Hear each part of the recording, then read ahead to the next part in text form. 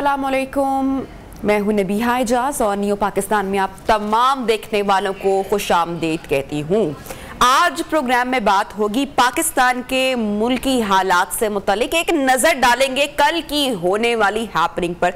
तो जनाब क्या होता है, आज से चंद रोज पहले के ex prime minister of Pakistan जनाब इमरान खान 25 मई को कॉल देते हैं लॉन्ग मार्च की और अपनी टीम को बताते हैं कि तमाम लोग इस्लामाबाद में इकट्ठे होंगे, लॉन्ग मार्च दिया जाएगा, हुकूमत पर प्रेशर डालने की कोशिश की जाती है कि जी जल्द अज जल्द इंतखाबात करवाए जाए वरना लॉन्ग मार्च तवील रहेगा। इसके बाद supreme court of Pakistan H9 में खान साहब को जलसा करने की मशरूत इजाजत देती है, लेकिन खान साहब डी चौक पर सबको इकट्ठा कर लेते हैं और डी चौक की कॉल दे देते हैं। अब खान साहब ने अपनी टीम को ये टास्क दे रखा है कि जो तमाम लोग हैं, जो उनकी टीम है, वो पीटीआई के जो सपोर्टर्स हैं या जो कारकुनान हैं उनको बड़ी तादाद में डी चौक पर इकट्ठा करें ताकि तासुर अवाम पर ये जाए, मीडिया पर ये जाए कि ये जो लॉन्ग मार्च है ये खासा कामयाब रहा और खान साहब बहुत बड़ी तादाद में लोगों को जमा करने में कामयाब हो गए। लेकिन मीडिया पर आपने यकीनी तौर पर कल की अगर कवरेज देखी होगी तो आपको अंदाजा हो गया होगा कि कल कितने लोग वहां पर मौजूद थे। बात की जाए जनाब अंदलीब अब्बास की, यास्मीन राशिद की, तो महज चंद लोग इनके साथ मौजूद थे। मुराद रास के साथ गालिबन 10 लोग होंगे। हमाद अजहर के साथ शायद 40 से 50 बंदे इकट्ठे करने में मे बी वो कामयाब हो गए हों। जब खान साहब को लगा कि शायद ये जलसा, ये लॉन्ग मार्च नाकामी की जानिब बढ़ रहा है और वो उस तरह से लोग इकट्ठे नहीं कर पाए, तो क्या हुआ जनाब, बैकडोर रास्ते खोले गए, बैकडोर राब्ते किए गए, हुकूमती लोगों को फोन किए गए। ये फोन किसकी जानिब से किए गए? ये फोन खान साहब की टीम की जानिब से किए गए। मुलाकातें भी की गई। मुलाकात किसने की? शाह महमूद कुरैशी साहब ने मुलाकात की, परवेज खटक ने, असद कैसर ने मुलाकातें की और कहा यह गया, इल्तिजा की गई इस बात की कि हुकूमत एक तारीख दे दे पीटीआई को ताकि इंतखाबात हो सके और डील हो जाए, बातचीत हो जाए और फेस सेविंग हो जाए। लेकिन अनफॉर्चुनेटली ऐसा भी ना हो सका। अच्छा, अब मैं आपको कुछ जलसे के मनाजिर आप इस वक्त न्यू की टेलीविजन स्क्रीन पर आपने अब से कुछ देर पहले देखे भी। यहां पर मैं एक सवाल पूछना चाहूंगी पीटीआई से, खान साहब से, आपकी टीम से। बिलियन ट्री मंसूबे लगाने वाले क्या अपने कारकुनान की ऐसी तरबियत नहीं कर सके कि आपको दरख्त नहीं जलाने, आपको पाकिस्तान का इंफ्रास्ट्रक्चर बर्बाद नहीं करना, आपको इस्लामाबाद की मेट्रो स्टेशन को आग नहीं लगानी? ये किसके पैसे हैं? ये सारे आपकी और मेरे टैक्स के दिए गए पैसे हैं। ये हमारी पब्लिक ट्रांसपोर्टेशन है। ये वो सारा असासा है जो हमारी तनख्वाहों से जाता है हुकूमत के पास और हुकूमत फिर इस तरह के प्रोजेक्ट्स बनाती है। मिलियन ट्री मंसूबा खान साहब कहां गया? खुलेआम आपके सामने आपके कारकुनान दरख्तों को आग लगा रहे हैं। क्या अब माहौलियाती आलूदगी पैदा नहीं हो रही? क्या अब इस मुल्क का नुकसान नहीं हो रहा?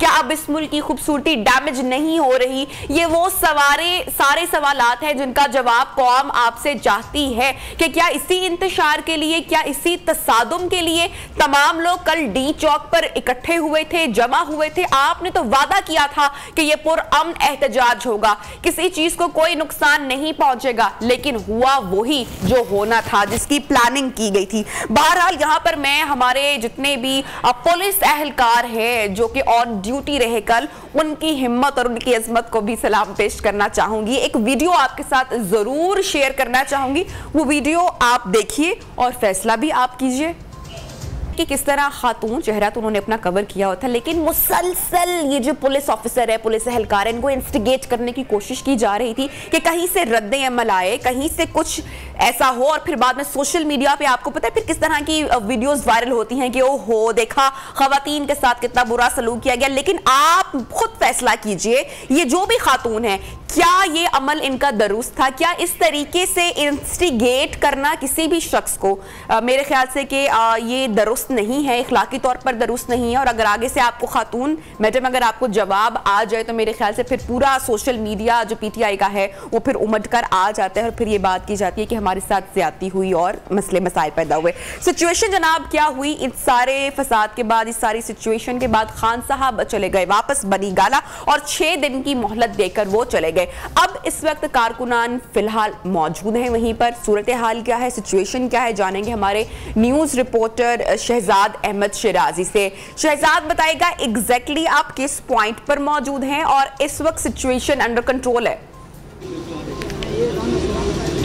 जी बिल्कुल, बहुत शुक्रिया आपकी कीमती वक्त का। इस वक्त मैं मौजूद हूँ जी डीचो के मुकाम पर, और यहाँ पर चेयरमैन पाकिस्तान तहरीक इंसाफ इमरान खान साहब के खिताब के बाद जो कारकुनान है वो अपने अपने घरों को रवाना हो गए हैं, लेकिन कुछ कारकुनान जो है वो यहाँ पर अब भी मौजूद है, इंतहाई परेशान हालत में है कि खान साहब हमें यहाँ पर लेके आए, यहाँ पर हम पर शेलिंग भी हुई, पुलिस वालों के साथ तू तकरार भी हुआ, हमने झगड़े भी किए, रात हमने जो है इंतहाई टेंस सूरत हाल में हमने रात यहाँ पर गुजारी, और उसके बावजूद खान साहब हमें 6 दिन का मोहलत देकर यहाँ से रवाना हुए। कारकुनान जो है वो इंतहाई परेशान है, उनको बिल्कुल भी बात समझ नहीं आ रही कि हुआ क्या है उनके साथ। वो यहाँ पर जो मीडिया नुमाइंदगान है उनसे पूछ रहे हैं कि आया वाकई जो है खान साहब ने धरना नहीं दिया, आया वाकई वो चले गए हैं। तो कारकुनान भी कन्फ्यूजन का शिकार है, उनको भी पता नहीं है कि आखिर उनके साथ हुआ क्या है। मैं ज़रा आपको बताया चलूँ कल क्या हुआ, क्योंकि इस तमाम तर मामले को मैं कल से कवर करता आया हूँ। स्टार्ट में जिस तरह आपने वीडियो दिखाई सेम टू सेम ये जो हालात थी वो श्रीनगर हाईवे के मुकाम पर जहां पर पाकिस्तान तहरीक इंसाफ को जलसा करने का कहा था, वहीं पर भी इस तरह के सूरत हाल जो है वो सामने आए। तकरीबन 7-8 मरतबा जो पाकिस्तान तहरीक इंसाफ के कारकुनान थे वो पुलिस के सामने आ गए, पुलिस को जो है उन्होंने धक्के भी दिए, हम खुद वहाँ पर खड़े थे, उनको जो है आगे जो लाइन उन्होंने लगाई थी, उसको जो बाढ़ लगाई गई थी उसको पार करने की कोशिश की गई थी, पुलिस की जानिब से मुज़ाहमत भी की गई, लेकिन उसके बावजूद भी जहाँ तक खान साहब जी वादा कर रहे, दावे कर रहे कि जो उनके एहतजाजी मुजाहरे हैं वो पुरअमन है, पुरअमन लोग हैं, लेकिन वहीं पर हमने देखा कि पुलिस के ऊपर कांच के बोतल बरसाए गए, पुलिस के ऊपर जो है पत्थर भी बरसाए गए, पुलिस के ऊपर जो है हमले भी किए गए। उसके बाद जो पुलिस एहलकार है वो वहाँ पर जख्मी भी हुए। दूसरी अहम बात यह कि खान साहब ने अपनी हुकूमत में हमेशा बिलियन सुनामी ट्री प्रोजेक्ट की बात की। खान साहब ने यही कहा कि खैबर पख्तूनख्वा में उन्होंने जो है बिलियन के करीब दरख्त लगाए, और उनका ये एक बहुत अच्छा जो है वो एक मंसूबा था, और वो हर प्लेटफॉर्म पर उसका जिक्र भी करते थे कि मैं बिलियन ट्री सुनामी प्रोजेक्ट जो है वो लेके आया हूँ, मैंने इतने दरख्त लगाए। लेकिन यहाँ पर हमने देखा कि पौधों को आग लगाई गई, दरख्तों को आग लगाई गई। जो वो दरख्त जो ऑक्सीजन प्रोवाइड करती है, वो दरख्त जो हवा देती है, वो दरख्त जो जिससे हम ऑक्सीजन लेते हैं, उन दरख्तों को यहाँ पर आग लगाई गई, उन दरख्तों को जो है यहाँ पर उनको निस्तो नाबूद कर दिया गया। और ये सिर्फ और सिर्फ फुटेज भी सोशल मीडिया पर वायरल हुई है, आप लोगों ने भी देखी होगी, जो हमारे नाज़रीन है उन्होंने भी जो है वो फुटेज से मुलाहिजा की होगी कि पेट्रोल छिड़क कर जो पौधे हैं उनको आग लगाई गई। साथ साथ जो मेट्रो बस मंसूबा है यहाँ पर उनको भी आग लगाई गई, और यहाँ पर जो कंटेनर है उनको ऊपर चढ़ने पर भी जो है वो कोशिश की गई। पुलिस एहलकारों को यहाँ पर जो है मारा भी, फेंका भी, उनको जख्मी भी कर दिया गया। तो ये तमाम सूरत हाल से आप अंदाजा लगा सकती है कि जो पाकिस्तान तहरीक इंसाफ के कारकुनान है वो किस तरह दावे, किस तरह वो वादे, किस तरह वो ये बात करते हैं कि वो पुरअमन है। हमने तो यहाँ पर कोई जो है उनको पुरअमन नहीं पाया। हमने तो यहाँ पर कल सुबह 8 बजे से अब तक मैं फील्ड में हूँ, अब तक मैं रिपोर्टिंग कर रहा हूँ, मैंने उनकी एक भी बात जो है वो पुरअमन तरीके से नहीं सुनी।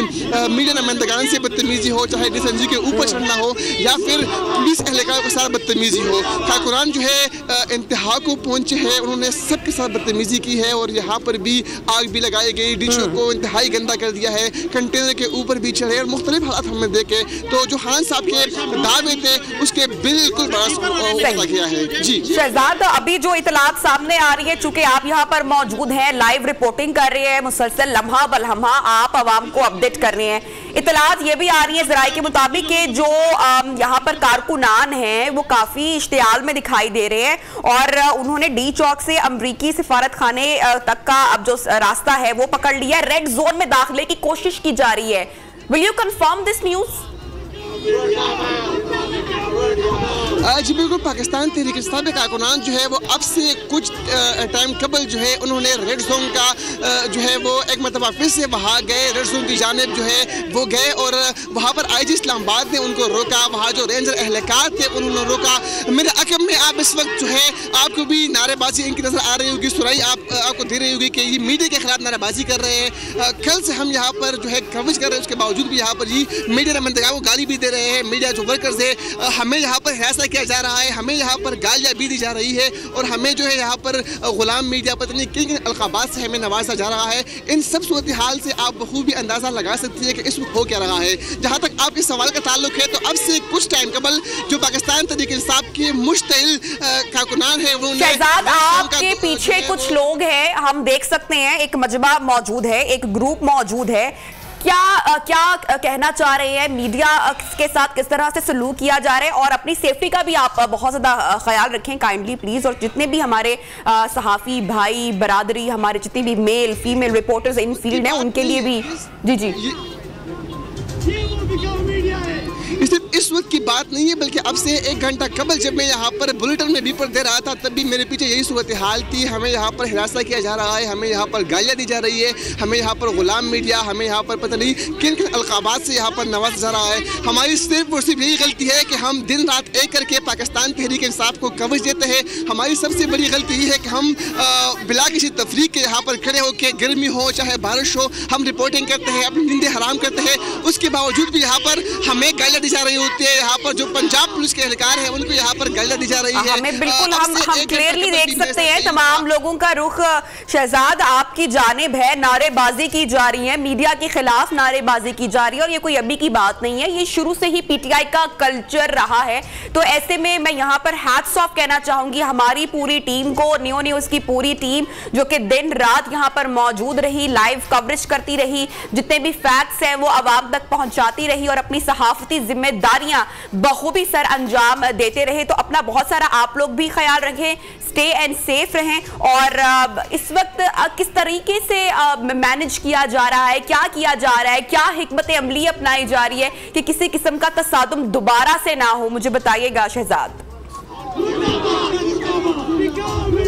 जी बिल्कुल, यहाँ पर कुछ भी नहीं किया जा रहा। जो पाकिस्तान तहरीक इंसाफ के मरकजी कायदीन थे, वो इमरान खान के खिताब के बाद सीधा चले गए। इनका कुरान को यहाँ पर छोड़ दिया गया है। इनका कुरान यहाँ पर कभी मीडिया वर्कर के बारे में जो है नारेबाजी कर रहे हैं, कभी इस्लामाबाद पुलिस, कभी पंजाब पुलिस के बारे में जो है, और कभी यहाँ पर रेड जोन के ऊपर धावा बोल रहे हैं। अब से कुछ देर कबल इनको रेड जोन जाने से रोक भी दिया गया। पुलिस ने जो है इनको, जो IG इस्लामाबाद है, उन्होंने इनको जो है इंतहाई एहसन तरीके से जो है समझाया कि आप आगे ना जाए। इस वक्त भी मुझे इंतहाई परेशानी का सामना करना पड़ रहा है, मुझे भी यहाँ पर हिरासत किया जा रहा है, मुश्किलात का सामना करना पड़ रहा है मुझे भी पर देते हुए। सिर्फ यही बात नहीं है, बल्कि मैं आपको यहाँ पर बता चलूं कि जो न्यू आपके गिर्द घेराव किया हुआ है, कारकुनान ने क्या करना चाह रहे हैं? कारकुन मेरे अकब में जो है नाराबाजी कर रहे हैं, मुझे भी यहाँ पर बात करने नहीं दिया जा रहा। मुझे यहाँ पर जो है इंतहाई यकीन कीजिए कि इस वक्त मेरी हालत क्या है, इसे मैं चाह सकता हूँ कि मेरे पीछे बिल्कुल एक ग्रुप जो है यहाँ पर मौजूद है, और गालियाँ भी मुझे दी जा रही है। सिर्फ यही तक मौजूद नहीं है, जो हमारी पेशावर न्यू की DCNG है, कल उनको भी वहाँ पर मोटरवे के करीब जो है 3-4 दफ़ा उन पर भी जो है पथराव किया गया। जो हमारे न्यू न्यूज़ पेशावर के कैमरामैन हैं, उनको भी वहाँ पर सदुकोफ किया गया, उनको भी मुख्य मारे गए। जो हमारे न्यू न्यूज़ पेशावर DCNG के ड्राइवर है, उनको भी मारा गया। यहाँ पर भी ये सूरत हाल रही। बदकिस्मती से जो है मैं कहूँगा कि जो वादे जो दावे खान साहब करते हैं, ये उनकी तरबियत लेने का कुरान जो है, उनको ना बात करने का तमीज़ है, ना इखलाकियात उनमें है। एक रिपोर्टर जो यहाँ पर खड़े होकर रिपोर्टिंग कर रहा है, उनके पीछे से धक्के दिए जा रहे हैं, मुझे भी यहाँ पर धक्के दिए जा रहे हैं, और मुझे बात करने बिल्कुल नहीं दिया जा रहा।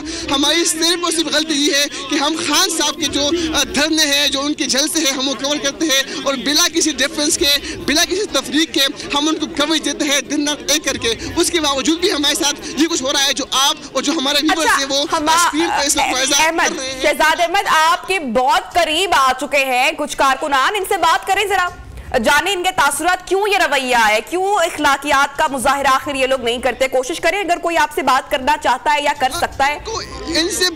इनसे बात करने की कोशिश की भी जाए तो जाहिर बात है इनका रवैया, इनके जो इंतशार इनको समझा दिया गया है, जो बातें इनको की गई है, उसके बावजूद मुझे नहीं लग रहा कि ये बात कर सकते हैं, क्योंकि जब भी ये बोलते हैं तो आप सबको अंदाजा है कि ये क्या बात करते हैं। इनके कौल और फ़ेल में तज़ाद है, जो बोलते हैं बिल्कुल वो नहीं करते। मैं अगर बात करने की कोशिश कर भी दूँ तो मुझे नहीं लगता कि ये जो है कुछ ऐसी बात करे जो चलने के काबिल भी हो। जो हमारे DCNG ऑपरेटर है, जो कैमरामैन है, वो बार बार यहाँ पर खड़े होकर मेरी सेफ्टी के लिए यहाँ पर खड़े हैं, लेकिन उनको भी यहाँ पर धक्के दिए जा रहे हैं, उनको भी यहाँ पर आने नहीं दिया जा रहा। और ये मुसलसल यहाँ पर हमारे खिलाफ जो है नाराबाजी कर रहे हैं, मुसलसल हमें हिरासत करने की जो है यहाँ पर कोशिश की जा रही है। बिल्कुल बिल्कुल भी कभी कैमरे के सामने से गुजर रहे होते हैं, कभी जो है पीछे से धक्के दिए जा रहे हैं। हम बिल्कुल यहाँ पर रिपोर्टिंग करते हुए Shahzad stay safe, be safe, अपना बहुत सारा ख्याल रखें, आपकी हिम्मत और अजमत को, और जितने भी हमारे सहाफ़ी हैं, जितने भी हमारे रिपोर्टर्स हैं जो कि ऑन फील्ड हैं, नियो के भी और दूसरे चैनल्स के भी, उनकी तमाम की हिम्मत को सलाम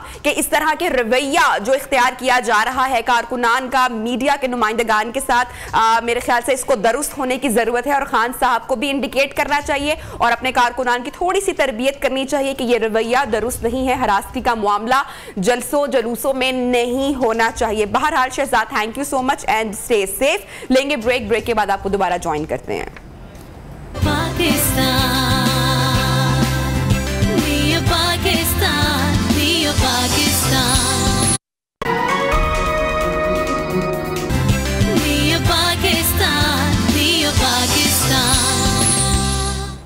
वेलकम बैक। प्रोग्राम में आपको एक मरतबा फिर से खुशामदीद कहते हैं और सीधा पॉइंट की बात करूंगी, उसके ऊपर तज्जिया लूंगी। एक्सपर्ट हमारे साथ मौजूद हैं। जब ये धरनों की सियासत होती है या लॉन्ग मार्च की सियासत होती है तो इसके क्या असरात होते हैं मुल्क की मईशत पर, हम जानेंगे, तस्करा करेंगे। शाहिद हसन सिद्दीकी जो कि माहिर मुआशरात हैं वो हमारे साथ मौजूद हैं और साथ ही साथ हफीजुल्लाह नियाज़ी साहब जो कि सीनियर जर्नलिस्ट और तज्जियाकार हैं।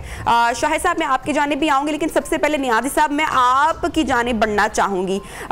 हमने धरने की सियासत को रद्द कर दिया, आप समझते हैं जी। नियाज़ी साहब से हम दोबारा बात करेंगे, लेकिन शाहिद हसन सिद्दीकी साहब से मैं पहला सवाल करना चाहूंगी। शाहिद साहब, आम आदमी ये जानना चाहता है, क्योंकि बात तो बार बार होती है ना कि जो धरनों की सियासत होती है उससे मुल्क की मईशत पर असर अंदाज होता है डायरेक्टली और इनडायरेक्टली। मैं जानना चाहूंगी आवाम की आसानी के लिए आप उनको बताएं कि ये धरने मईशत को किस तरीके से नुकसान पहुंचाते हैं।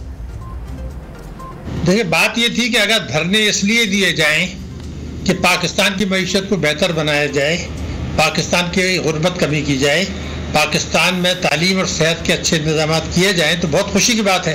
लेकिन अपने सियासी मुफादात के तहफ़्फ़ुज़ के लिए, इक़्तिदार में आने के लिए अगर धरना दिया जाता है तो जो माजी के तजर्बात हैं वो ये है कि उससे पाकिस्तान की मईशत पर तबाहकुन असरात मुरतब होते हैं, लोगों का कारोबार मुतासर होता है, ट्रांसपोर्ट की चीज़ें मुतासर होती हैं और उससे बढ़ के बैरूनी दुनिया में एक ख़तरनाक मैसेज जाती है। मुल्की सरमायाकारों को एक ख़तरनाक मैसेज जाती है। वो ये सोचते हैं कि पता नहीं यहाँ मुल्क में सरमायाकारी पाकिस्तान में करना महफूज है या नहीं, पाकिस्तानी सरमायाकार, और वो ये भी कोशिश करते हैं कि जब यहाँ सरमायाकारी नहीं करना तो अपने पैसे को बाहर ही भेज दें, जिसे फ्लाइट ऑफ कैपिटल या सरमाए का फरार कहते हैं। बैरूनी सरमायाकार कहते हैं कि जी दुनिया के बहुत सारे ममालिक हैं जहाँ हम सरमायाकारी कर सकते हैं। ठीक है, पाकिस्तान में मुनाफा ज़्यादा है, लेकिन अगर पता ही नहीं है कि वहाँ धरने होंगे, सियासत होगी, सनतें बंद रहेंगी, हमारे पैसे को महफूज रहेगा कि नहीं रहेगा, हम अपना पैसा ला सकेंगे नहीं ला सकेंगे, तो ये जो सूरत हाल होती है उसमें बैरूनी सरमायाकारी भी मुतासर होती है। ठेले वाले, ख्वांचे वाले, डेली वेजेस पे जाने वाले, स्कूल जाने वाले, अस्पताल जाने वाले, उनके लिए जो मुश्किलात होती हैं वो वही समझ सकते हैं जिनको ये पेश आती है। दूसरी तरफ वो लोग जो इख्तिदार की लत में और पैसा कमाने की लत में मुब्तला हैं, वो अपने मज़मूम मकासद के लिए तमाम ये जो आवाम को तकलीफ होती है, मईशत की खराबी होती है, इस्लामी जमहूरिया पाकिस्तान की सलामती को नुकसान पहुँचता है, इस्लामी जमहूरिया पाकिस्तान की साख को नुकसान पहुँचता है, वो इन तमाम चीज़ों को नज़रअंदाज करके सिर्फ ये सोचते हैं मेरा इख्तिदार, मेरी कमाई। तो ये वो चीज़ है, आवाम को एजुकेट करें, आप आवाम को बताएं कि ये तो खेल क्या कर रहे हैं, ये क्या इनके मुतालबात है। ये जो शाहिद साहब, इस पर मजीद भी मैंने आपसे बात करनी है। नियाज़ी साहब ने हमें अभी भी ज्वाइन किया, उनसे मेरा सवाल है। नियाज़ी साहब, आप क्या समझते हैं कल की पूरी सिचुएशन देखकर आवाम ने ये जो धरनों की सियासत है इसको क्या रद्द कर दिया? देखिए जी, ये कोई इस तरीके से तो आपको सियासत के अंदर बड़ी चीजें होती हैं, कई वेरिएबल्स होते हैं, उन वेरिएबल्स का कई दफा एस्टिमेट ठीक नहीं किया जाता, स्ट्रेटेजी जो होती है उसके अंदर कुछ कम रह जाता है। कई दफा गैर जरूरी तौर पे बंदा अपने ही शहर में मुब्तला हो जाता है, किसी हाई पे चला जाता है, एस्टिमेट नहीं लगाता। मैं ये समझता हूँ कि पहले दिन से खान साहब को, जब खान साहब ने अपने पेशावर, कराची, लाहौर में शुरू में ही बड़े जलसे कर दिए या करने की कोशिश की बड़े शहरों में, और उसके बाद फौरन ही ऐसा लगता था कि उनके ऊपर कोई बहुत बड़ा प्रेशर है या अर्जेंसी है कि धरना देना है, तो मुझे लगता था कि खान साहब के जो एडवाइजर हैं वो उनको किसी ट्रैप में डाल रहे हैं। मेरे अपने वीडियो प्रोग्राम्स में, मेरे अपने जितने जियो के अंदर प्रोग्राम से मैं बार बार कहता था कि ये ट्रैप है, ये खान साहब बंद गली में जा रहे हैं, डेड एंड की तरफ जा रहे हैं, ये इनकी सियासत को नाकाबिल तलाफी नुकसान पहुंचाएगा और इसके बाद इनका वर्ल्ड कप बहुत डिमोरलाइज हो जाएगा, ये कभी नहीं अचीव कर सकेंगे। यही 2014 में मेरा मौक़िफ़ था।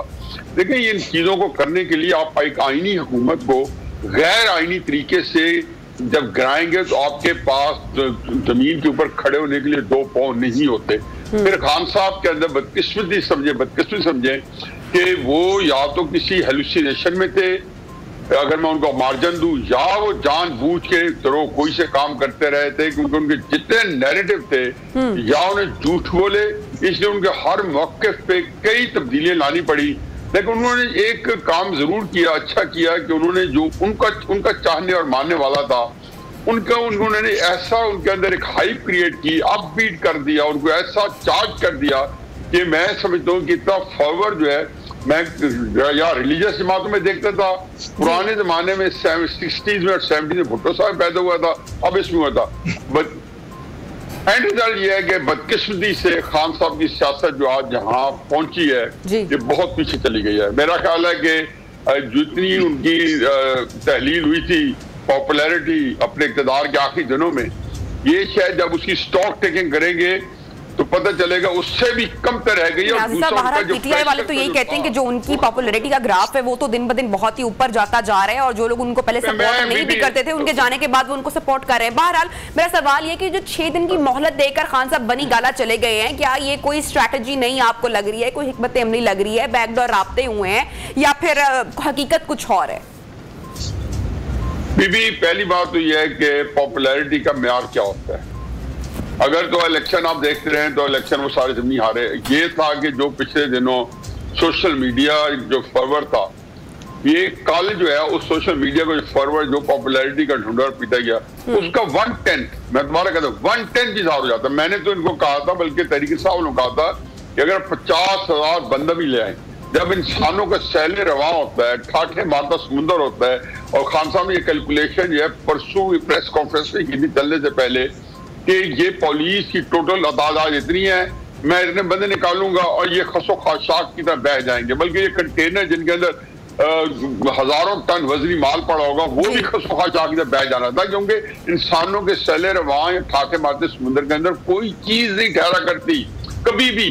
आप ये जो सबसे बड़ा उनको सेटबैक मिला है वो ये है कि लोग नहीं निकले। केपी के अंदर जहां उनको पूरी प्रोटेक्शन हासिल थी, कोई रुकावट नहीं थी, सारे वसाइल उन्होंने इस्तेमाल किया, और वो अखलाकियात का दस जो देते रहे उनको सबको वायलेट किया। हेलीकॉप्टर से लेके वहां 2,500 बंदे जो है हुकूमत के खर्चे पे खाबे उड़ाते रहे, खाने पीते रहे। मैं इन बातों में भी नहीं पढ़ता हूँ, लेकिन बंदे नहीं निकले। और जब आप किसी को कहते हैं कि 6 दिन बाद आऊंगा, तो हमारे पुराने जमाने में शायद साहब एंडोर्स करें, एक बसों के पीछे लिखा होता था फलां बंदे को रहा कर दे वरना, तो आगे डैश डैश जाए। ये अब जो डैश डैश डैश आ जाता है ना, उसके बाद आप पहले ही अपनी जो जिसको कहना चाहिए कि अपोलोजेटिक पोजीशन जो है उसको डिक्लेयर कर देते हैं। ये एक बड़ी डिफेंसिव लाइन है। आज वो क्या कहते, मेरा ख्याल है कि जितना एम्बेरस उन्होंने आज अपने वर्करों को किया, मैं वर्कर्स के साथ इन टच हूँ सुबह से, और वो यकीन जानो शाम तक जब वो हमें फेस करेंगे या पब्लिक को फेस करेंगे या मीडिया को फेस करेंगे, तो उनका बहुत ही हशर नशर बुरा हो जाएगा। बाकी बैक टेन जो होते हैं एंगेज किया जाता है, शुरू से था, आखिरी दिन था। 2014 के धरने में भी टीमें बनी हुई थी श्रीनगर के अंदर, जिस दिन खान साहब पहुंचे थे उस दिन बैठना शुरू हो गई थी।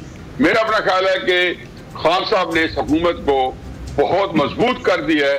अब ये हुकूमत जो है खासे इत्मीनान के साथ चल सकेगी। अल्लाह करे आगे फैसले सही करें और फिर ये किसी खुदगर्जी में या नफ्सी में ना पड़े। न्याजी साहब का कहना है कि खान साहब ने हुकूमत को काफी मजबूत कर दिया है। आपसे मैं न्याजी साहब मजीद भी बात करूंगी इस पर।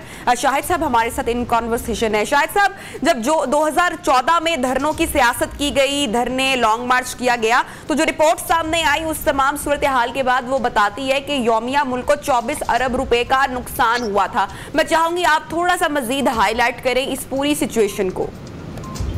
देखिए, मैं तो ये चाहता हूं कि जरा आज जो नुकसान हुआ है उसको उस पर जरा सा गौर कर लिया जाए। बिल्कुल बिल्कुल शाहिद साहब, बिल्कुल। ये एक मैंने रेफरेंस के लिए बात की है कि माजी में इतना नुकसान हुआ है, तो अब कितना नुकसान हो रहा होगा जब मुल्क पहले ही कर्जों में डूबा हुआ है, जब रुपए की कदर डॉलर के मुकाबले में पहले ही गिरी हुई है। जी, शाहिद साहब से हम दोबारा राब्ता करने की कोशिश करेंगे कुछ टेक्निकल वजूहात की बिना पर। बहरहाल शाहिद साहब से हम ये जिक्र कर रहे थे कि जब 2014 में ये सियासी धरने किए गए थे और कई दिनों तक खान साहब कंटेनर पर मौजूद रहे, तब मुल्क को यौमिया 24 अरब रुपए का नुकसान हुआ था। ये नुकसान जो है वो पूरे मुल्क का, अवाम का, आम आदमी का नुकसान है। नियाज़ी साहब, आपसे मैं जानना चाहूंगी, कब तक हम इक़्तिदार की लत में, कुर्सी की चाहत में, सियासी मुफादात के लिए हम अपने मुल्क को, कौम को नुकसान पहुंचाते रहेंगे? सर, मैं, चूंकि आपने टॉपिक में बड़ा हसास छेड़ा है, मुझे जो तखमीने हैं ये तो आपको सारे मईशत के एक्सपर्ट बताते रहेंगे, लेकिन मैं और आप जो कि आम शहरी हैं पाकिस्तान के और उनको डायरेक्ट इफेक्ट होते हैं मईशत के उतार चढ़ाव के या इसके अंदर जो भी अफरा तफरी आती है, मुझे दो वाक़यात हैं जो शायद साहब पता नहीं उसको किस पैराए में डालेंगे। ये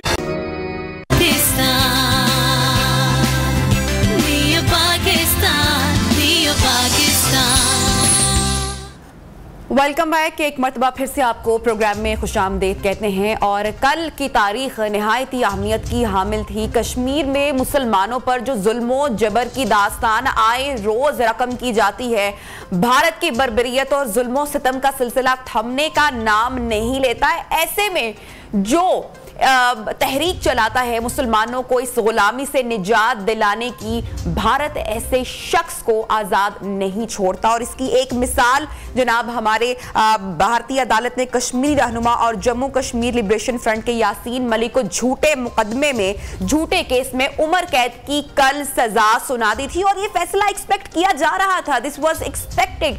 यही भारत से उम्मीद रखी जा सकती है। इसी के ऊपर बात करेंगे हमारे साथ हुर्रियत रहनुमा अब्दुल मतीन के लिए। इस बात का खदशा तो पहले से मौजूद था ही, क्या कहेंगे आप इस अफसोसनाक फैसले पर और आलमी दुनिया की खामोशी पर? बिस्मिल्लाहिर्रहमानिर्रहीम, अल्लाहुम्मा सल्ली अला मोहम्मद व आलि मोहम्मद। जिस तरह आपने खुद बताया था, ये ऑलरेडी तय हुआ था, क्योंकि हम यासीन मलिक की जब बात करेंगे तो यासीन मलिक को एक पॉलिटिकल मोटिवेशन के हवाले से, पॉलिटिकल वेंडेटा के हवाले से एक झूठे मुकदमे में इस यानी ये सज़ा सुनाई गई है। अगर हम इस केस की नवीयत के हवाले से बात करेंगे तो यासीन मलिक साहब ने जो कल कोर्ट, जिस कोर्ट को हम कहते हैं ये कैंगरो कोर्ट है, उसके सामने जब उन्होंने बात की है, उन्होंने जज साहब के सामने कुछ सवालात रखे हैं। उन्होंने कहा है कि जो 7 ex prime ministers of India है उनके साथ मेरी मुलाकातें हुई है। उन्होंने बताया है कि मैं हिंदुस्तान के मुख्तलिफ यूनिवर्सिटीज़ में और ये जो है लॉयर्स क्लब है और बाकी जो है वहाँ पे मैंने लेक्चर दिए हैं। उन्होंने बताया कि मैंने इंटरनेशनल लेवल पे अमेरिका में और दूसरी जगहों पे जाके मैंने वहाँ पे बात की है। और उन्होंने ये भी कहा है कि वाजपेयी जी है, उन्होंने मुझे पासपोर्ट दिया है। तो इसका मतलब है कि 94 में जब यासीन मलिक साहब को रिहा किया गया है तो वो एक, जिसको ये कहते हैं तशद्दुद तो नहीं कहेंगे हम, तहरीक आज़ादी को कहेंगे, एक मुसल्लह जदोजहद थी जिसमें यासीन मलिक साहब भी शामिल थे। उन्होंने 94 में इसको तर्क करके वो यानी अमन के रास्ते को जिसको कहते हैं की तरफ गामजन हुए हैं। तो अलर्ट अप जब हम देखते हैं 94 से लेके जब उनको गिरफ्तार किया गया है 2019 में, तो इन अरसे में कोई केस क्या नहीं था। और ये भी बात है कि अगर कोई केस था तो आवाज आ रही है आपको? जी बिल्कुल सुन रहे हैं सर आपको, बिल्कुल। हाँ, अगर कोई केस था तो चालान पेश क्यों नहीं किया गया? अगर कोई केस था तो ट्रायल कोर्ट क्यों नहीं हुआ? अगर कोई केस था तो फेयर ये क्यों नहीं, ट्रायल क्यों नहीं हुआ? तो ये वो सब चीजें हैं, क्योंकि ये एक मोटिवेटेड एक चीज था जो पहले ही तय था।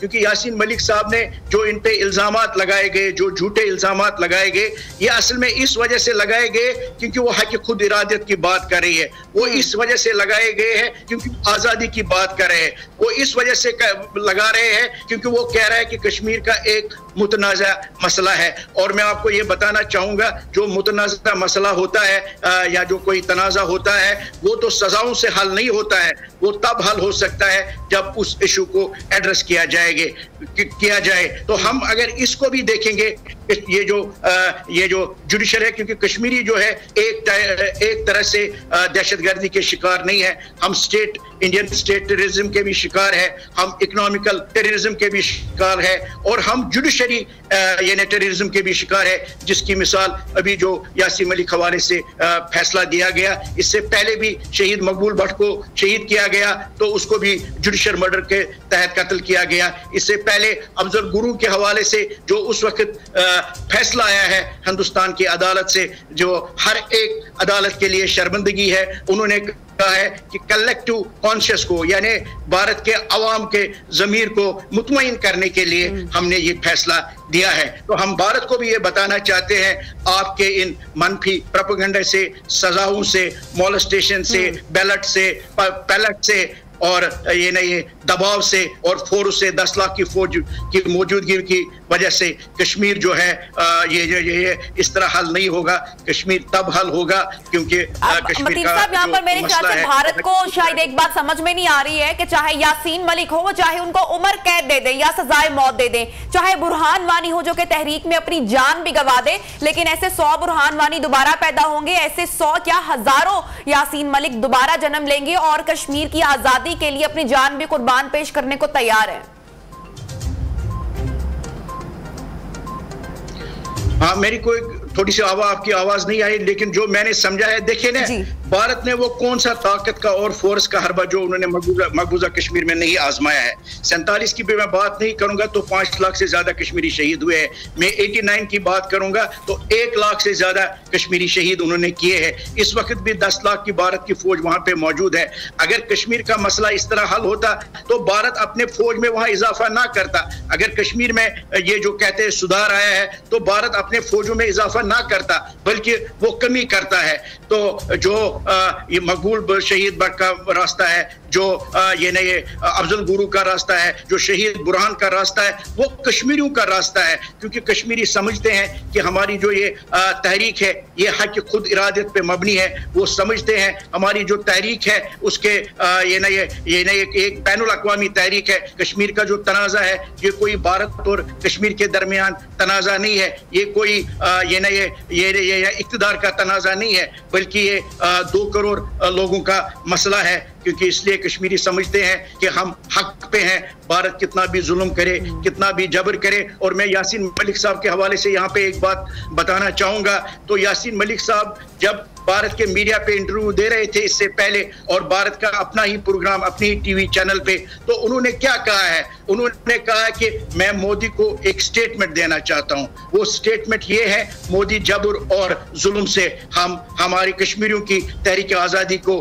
खत्म नहीं कर सकते हैं। उन्होंने कहा, लफ्ज इस्तेमाल किया कि हम दीवाने हैं। ये अब यासीन मलिक साहब ही नहीं है बल्कि इसके साथ और 10 लोगों को उन्होंने यही केस लगाया है, जिसमें कुल जमाती हुर्रियत कॉन्फ्रेंस के इस वक्त के जो चेयरमैन है मसरत आलम भट्ट साहब है, शबीर शाह साहब है, नईम खान है, वटाली साहब है, ये हिलाल अहमद शाह साहब है, फारूक अहमद शाह साहब है, अल्ताफ शाह है, मेराजदीन कलवाल है। यानी ये 10 लोग हैं जिनको यही केस है। असल में भारत ये कहना चाहता है कि मैं आपको डराऊंगा, धमकाऊंगा हमारे कायदीन को, तो इससे ये मसला हल होगा। ये नहीं हो सकता है। हम भारत को दोबारा बताना चाहते हैं, आज अगर आप देखेंगे 3 लोगों को कश्मीर में नौजवानों को शहीद किया गया है।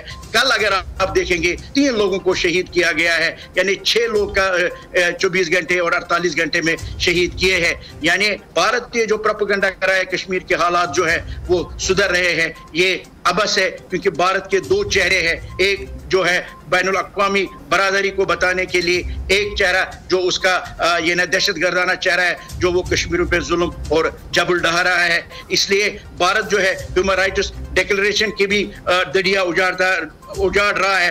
भारत जो है International Covenant on Civil and Political Rights जो है एक है एग्रीमेंट हुआ है, उसकी भी दजिया उड़ा रहा है। तो हम बैनुल अक़वामी बरादरी से अपील करते हैं कि वो आए और जो उसका एक हक बनता है। क्या कश्मीरी हम समझते हैं क्या कश्मीरी इंसान नहीं है? हमारे साथ डबल स्टैंडर्ड क्यों बरताया जा रहा है? भारत चाहे जितने भी ओछे हथकंडे आजमा ले, एक बात मेरे ख्याल से मोदी सरकार को समझ लेने की जरूरत है कि कश्मीर हमारी शहरग है और हमारे पाकिस्तान के बच्चे बच्चे को कश्मीर से प्यार है। और ये जो तहरीकी आजादी का जज्बा है ये कभी भी खत्म नहीं हो सकता।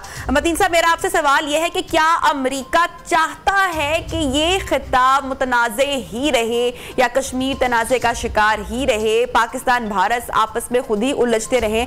आप नहीं समझते कि इस मौके पर अक़वाम मुत्तहिदा के सेक्रेटरी जनरल का कोई उनको इस बात का नोटिस लेना चाहिए था या कोई जो है तवज्जो देनी चाहिए थी इस पर, लेकिन ऐसा नहीं हो सका? क्यों अक़वाम आलम जो है खामोश है इस पर? देखिए, जहाँ तक अक़वाम मुत्तहिदा के जनरल सेक्रेटरी साहब का ताल्लुक है और जो उसका रोल बनता है, उसका एक वाज़िया रोल बनता है। क्यों वाज़िया रोल बनता है? कश्मीर जो है, कश्मीर का मसला जो है अक़वाम मुत्तहिदा में मौजूद है और आप देखते हैं यूनाइटेड नेशन ह्यूमन राइट्स के इंडो पाक के जो जिसको ग्रुप कहते हैं यानी फौजी है, वो मकबूजा कश्मीर में भी मौजूद है, वो आज़ाद कश्मीर में भी मौजूद है, उनके दफातर हिंदुस्तान और पाकिस्तान में भी मौजूद है। ये इस बात की अक्कासी है कि कश्मीर का मसला जो है अक़वाम मुत्तहिदा में मौजूद है, तो उसका एक वाज़िया रोल बनता है। और ह्यूमन राइट्स चेयरमैन ने जो अक़वाम मुत्तहिदा के ह्यूमन राइट्स चेयरमैन ने जो 2 रिपोर्ट मकबूजा कश्मीर के हवाले से दी है, 2018 में भी दी है, 2019 में भी दी है, जिसमें कहा गया है कि मकबूजा कश्मीर में हाईएस्ट लेवल पे इंसानी हुकूक की पामालियाँ हो रही है। तो इसका एक वाज़िया रोल बनता है जिसको उसको निभाना चाहिए। जहाँ तक अमेरिका का ताल्लुक है, तो हम सब उनके रोल से वाकिफ है कि वो चाहते ही है कि डिवाइड एंड रूल, और उसमें कोई दूसरी बात नहीं है। हम कश्मीरी बहुत ही मायूस है और हमें अफसोस हो रहा है, ये जो इंसानियत का दर्ज दिया जाता है, ये जो पीस का दर्ज दिया जाता है, ये जो ह्यूमन राइट्स का दर्ज दिया जाता है, तो कश्मीर के जब बात आती है उस वक्त ये ख्वाब गफलत में क्यों रहते हैं, उस वक्त इनकी जुबानें बंद क्यों होती है, उस वक्त उनके कान बंद क्यों होते हैं, उस वक्त वो अंधे क्यों हो जाते हैं। तो इसलिए हम कश्मीरी समझते हैं कि जो इनका रोल बनता है वो उस तरह नहीं निभा रहे हैं, लेकिन हमें ये भी अपनी जगह हमारा अज़्म है और हमारा जज्बा है कि हम अपनी इस जद्दोजहद को तब तक जारी व सारी रखेंगे जब तक भारत का एक भी फौज हमारे पाक जमीन यानी मकबूजा कश्मीर में मौजूद है।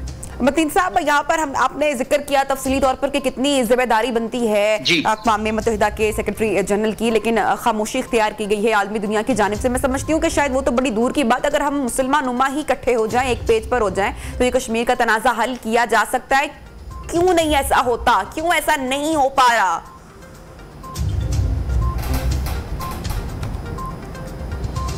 मुझे आपकी आवाज नहीं आ रही है। आपने ओआईसी के हवाले से बात की है? जी सर, जी सर।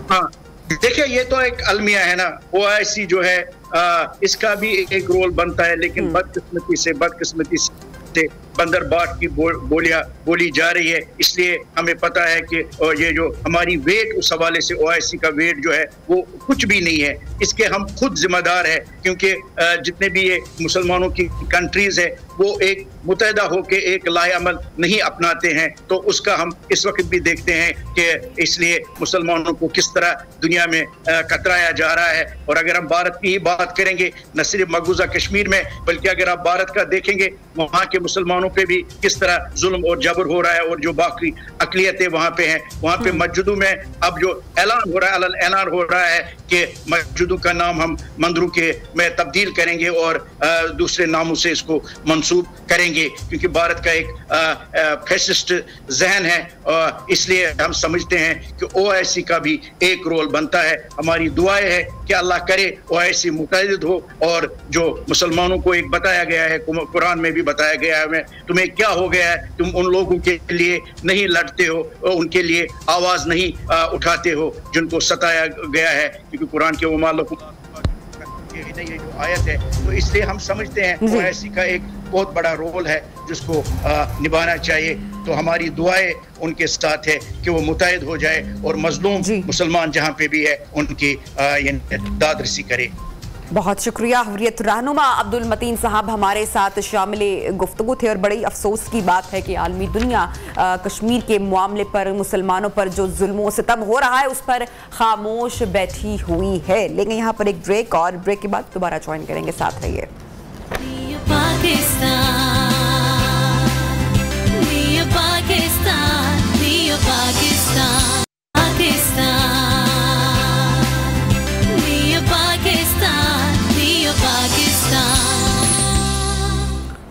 Welcome back. एक मरतबा आपको फिर से प्रोग्राम में खुशामदीद कहती हूँ। और खान साहब जब अपने दौरे हुकूमत में थे या उससे पहले भी थे तो वो हमेशा पाकिस्तानियों से और पाकिस्तान की आवाम से एक बात करते थे और उनको वो एक ख्वाब दिखाते थे जो कि बहुत ही खूबसूरत ख्वाब है, जो बहुत ही खूबसूरत बात है। और शायद हर पाकिस्तानी की ये ख्वाहिश है, शायद ही बल्कि यकीनन, कि वाकई हमारा मुल्क भी रियासत मदीना के चार्टर को फॉलो करे और वहाँ पर भी ऐसे ही हो जैसे रियासत मदीना में होता था।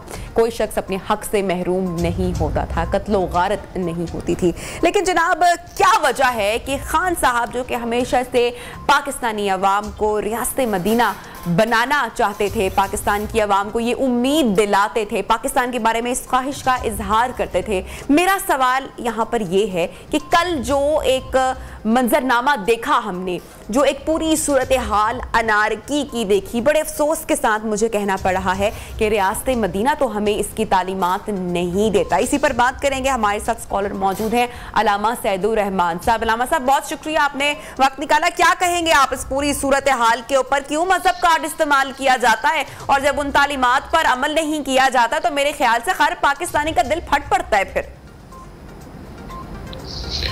बिस्मिल्लाहिर्रहमानिर्रहीम। देखें जी, सबसे पहली बात तो ये है कि जो रियासत मदीना का तस्वर देने वाले या इसके ऊपर बात करने वाले, मुझे उनके ऊपर इंतहाई अफसोस है और यकीन कीजिए बड़ी इस बात पे शर्मिंदगी भी होती है कि रियासत मदीना के ऊपर बात करने वाले रियासत मदीना के मुतालिक कुछ मालूमात नहीं रखते, रियासत मदीना के मुतालिक कुछ जानते ही नहीं हैं।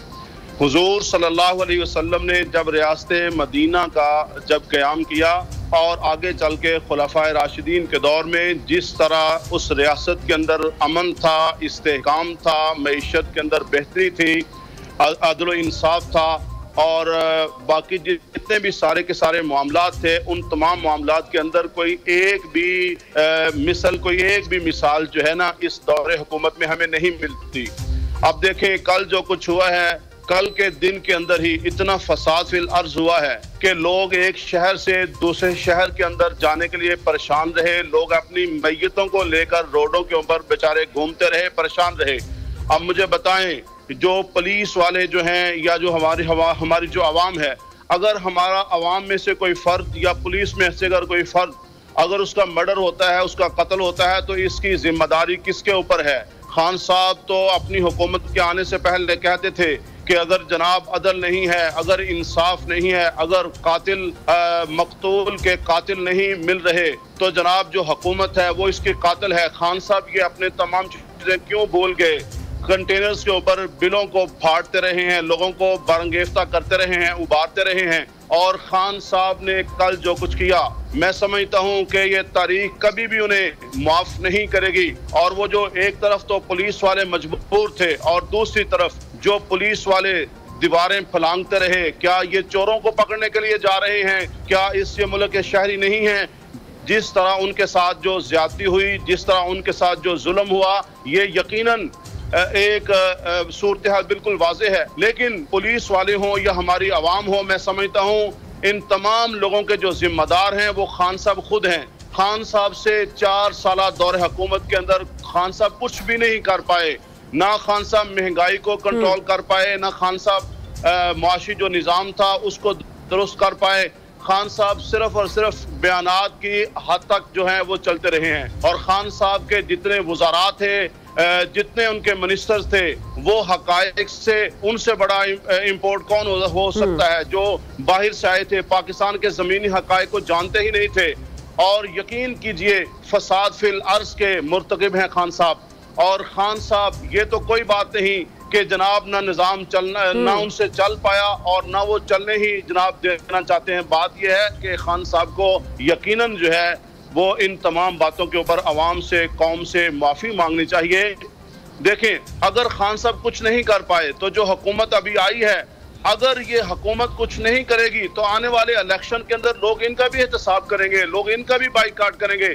खान साहब को चाहिए ये था कि खान साहब असम्बलियों के अंदर बैठते, अदम एतमाद जो हुई थी खान साहब उसको एक्सेप्ट करते। ये तो कोई बात नहीं, हुकूमतें तो पहले भी आती रही हैं, पहले भी जाती रही हैं। मेरा ख्याल खान साहब ने ये समझ लिया है कि बस पाकिस्तान की वजारत उस्मा के ऊपर सिर्फ खान साहब का हक है, क़यामत तक खान साहब नहीं रहना है। तो मेरा ख्याल ये है कि खान साहब को अपने रवैयों के ऊपर जो है शर्मिंदगी होनी चाहिए और खान साहब को इसके ऊपर सोचना चाहिए। यकीन कीजिए इस हद तक जो पाकिस्तान का इस वक्त नक्शा पूरी दुनिया में जा रहा है, वो सारा का सारा आज सोशल मीडिया के जरिए दुनिया सारी देख रही है। हम इसके ऊपर यकीनन शर्मिंदा हैं और खान साहब ने इस मुल्क का बेड़ा गर्क कर दिया, अवाम को तबाह बर्बाद कर दिया। अब यकीन कीजिए कि इस दौरे हुकूमत में जिस तरह बदतमीजी आम हुई है, जिस तरह फेक न्यूज आम हुई है, पाकिस्तान की 74 साल तारीख में हमें इसकी कोई एक मिसाल नहीं मिलती। अलामा साहब, खान साहब ने जहाद के नाम पर लोगों को इकट्ठा किया और जब वो इकट्ठे हो गए तो फिर हमने देखा कि लोगों में इश्तियाल अंगेजी बढ़ी और तसादुम की सूरत हाल पैदा हुई। तो आप समझते हैं कि इस तरह का करना सिलसिला बिल्कुल गलत है?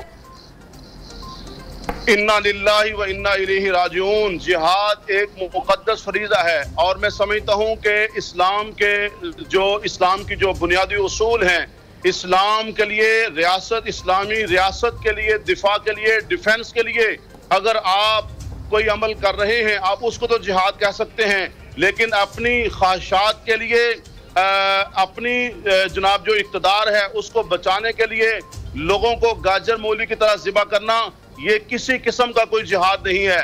यकीन कीजिए आज बड़े अफसोस से कहना पड़ता है कि ये लफ्ज़ जिहाद और लफ्ज़ जो शहादत है इसको इतना आम कर दिया गया कि हर कोई अपने की जाने वाली कोशिश को जिहाद का नाम दे रहा है। और अगर कोई शख्स जुल्म और जबर की पादाश के अंदर अगर उसका मर्डर हो रहा है तो वो उसको शहादत का नाम दे रहा है। हमें यकीनन इसके ऊपर अफसोस भी है, हमें इसके ऊपर दुख भी है और मैं समझता हूँ पाकिस्तान के सियासी कायदीन हों या मजहबी कायदीन हों, उनको अपना जो इसके ऊपर मिल बैठना चाहिए, इसके ऊपर सोचना चाहिए कि आज क्या हम जिहाद को बदनाम तो नहीं कर रहे, आज हम शहादत को बदनाम तो नहीं कर रहे। ये जिहाद हो या शहादत हो, ये तो बड़े पाकीज़ा मुकद्दस जनाब जो फराइज हैं, हम इनको किस तरह अपने मकासद के लिए इस्तेमाल करके इनको जिहाद और शहादत का नाम दे रहे हैं। ठीक, अलामा साहब आप हमारे साथ मौजूद रहिए, मुझे आपसे दोबारा बात करनी है इस मौजू पर ही, लेकिन उससे पहले मैं जितने भी वालिदैन इस वक्त मेरा प्रोग्राम देख रहे हैं, मैं उनके लिए एक पैगाम लेकर आई हूँ, एक बात करना चाहूंगी उनके साथ। जनाब, जब मैंने अपनी वेकेशन के लिए पहाड़ी इलाकों का रुख करना था तो मैं और मेरे हस्बैंड बहुत ज़्यादा कंसर्न थे कि हम अपने न्यू बॉर्न को इतनी ऊंचाई पर, इतने हाइट पर नहीं लेके जाएंगे ताकि खुदा ना खास्ता कोई ब्रीदिंग का, कोई सांस का मसला बच्चों को ना हो।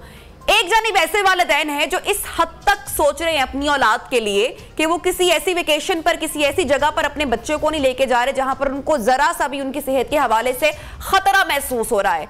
दूसरी जानिब मैं आपको एक ऐसी वीडियो दिखाना चाहूंगी और शर्म दिलवाना चाहूंगी उन तमाम वालिदैन को जो कि अपने बच्चों को, नन्ही जानों को जलसे और जलूसों में लेकर जाते हैं। इस वीडियो की आवाज मैंने खुद म्यूट करवाई है, गुफ्तगू की जा रही है, वापस बढ़ते हैं। अलामा साहब, एक और जो सूरत हाल है वो देखकर मुझे बड़ा दुख होता है, बड़ी तकलीफ होती है, और वो ये कि हमारी जो कौम है, हमारे जो लोग हैं, हमारे जो पाकिस्तानी हैं, वो इस वक्त ऐसा लगता है कि दो ग्रुपों का शिकार हो गए हैं, दो धड़े बन गए हैं, अलग अलग हो गए हैं, उनमें डिवीजन हो गई है, तकसीम हो गई है।